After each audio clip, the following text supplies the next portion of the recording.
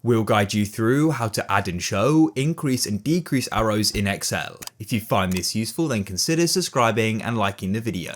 First of all, select a random cell in Excel, go to the top and click on Insert, and go over to the right and click on Symbol. Find an up arrow and click on it and click Insert, then find a downwards arrow, click on it and click Insert. You can press Close and there they are.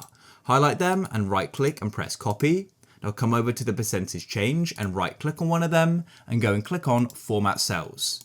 Now come over to the left and select Custom, and you need to go before the percentage and right click and go and press Paste. So you paste both arrows in, remove one of them, and then go to the end of the percentage and put in a semicolon and a space, and then paste in the arrows again and remove the up arrow and just keep the downwards one.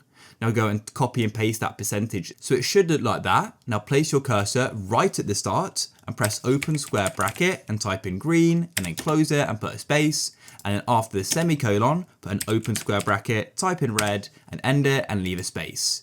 Then press OK and there it is. You can click and hold in the bottom right of the cell and repeat it.